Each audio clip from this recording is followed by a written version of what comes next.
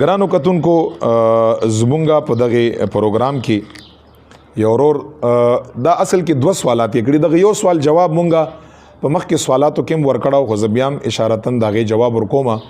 دوه قسمه سوال یې کړی دی.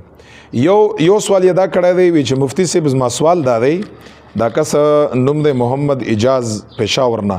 سوال یې دا کړی دی چې مفتی صاحب، بلکې دا سوال دو کسانو کړی، دو کسانو ماته اتفاقی طور باندې راسند کړی. دغه یو نوم لیکلی، دغه یو نوم نه لیکلی. سوال یې دا کړی دی چې خپل کور والا سره انسان په یو جانماز باندې نږدې منځ کړی شي کنه، منځ جایز دی کنه، چې بالکل خوا په خوا په یو جانماز باندې ور سره خپل کور والا ولاړي.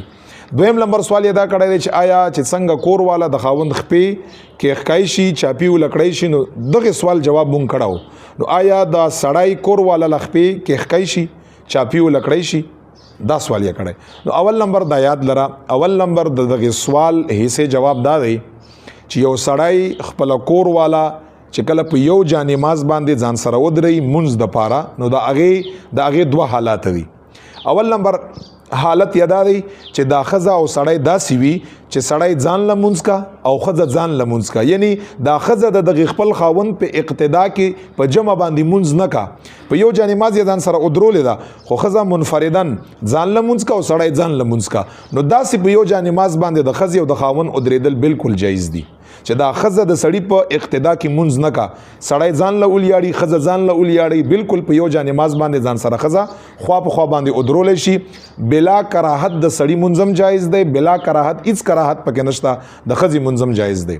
خو که داسې چې په یو جانماز باندې دواړه سره ولاړي او سړی امام جوړ شي او دا ښځه یا مقتدي، یعنی ښځه د خاوند پسې جمع کا اقتدا په صورت کې، نو بیا د خاوند په یو جانماز باندې ځان سره ښځه نشي ودرولی.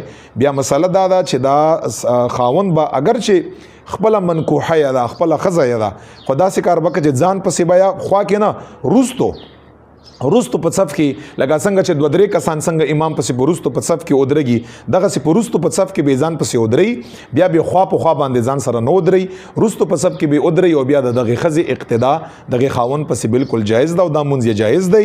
که په دغه دوران کې چې خاوند ښځې ته امامت کا او خوا په خوا یې ځان سره ودرولي، نو دغه منځ په یو مسله باندې بیا د ښځې خاوند سره نه جایز، لہذا ښځه به شاته ودرېږي. او که خاوند ورته جمع نه کا او دواړه ځان له منځ کا منفردن، نو په یو جانماز باندې ښځه او خاوند بالکل نږدې په نږدې باندې ودرېدی شي، بلا کراهت یې منځ جایز دی. او دا بله مسله چې خپې ولا چاپی کولی شي، بالکل خدا په نیت د تذلیل باندې نه، په نیت د محبت باندې، په نیت د احترام باندې، په نیت د حسن معاشرت باندې خاوند ښځې له خپې چاپی کولی شي او ښځه خاوند له خپې چاپی کولی شي، بلکې دا د محبت علامه ده، دا حسن معاشرت دی، په دې کې هېڅ قبح شرعاً نشته، بالکل جایز ده. خو چې خاوند باندې خپې چاپی کوي چې دا تذلیلا نه وي، چې ګوندې دا خاوند ذلیل ورته ښکاري، کم ورته ښکاري، یا سپک ورته ګوري، یا په ښځه باندې خپې چاپی کوي، ښځه ورته سپکه ښکاري، ذلیل ورته ښکاري، داسې به نه. محبت په نیت باندې، ادب په نیت باندې، احترام په نیت باندې یو بل خپې چاپی کول بالکل جایز دي. بلکې حدیث دی چې القابض والمقبوض کلاهما فی الجنه، څو چې خپې چاپی کوي او د چا چې خپې چاپی کیږي، نبی علیہ السلام فرمایي دا محبت او د ادب او د تعظیم د وجې نه، دغه دواړه به الله جل جلاله جنت لبوزي. دا فضیلت یې هم راغلی په حدیث کې. نو هیڅ خبره او هیڅ قبح پکې نشته، بالکل جایز دی.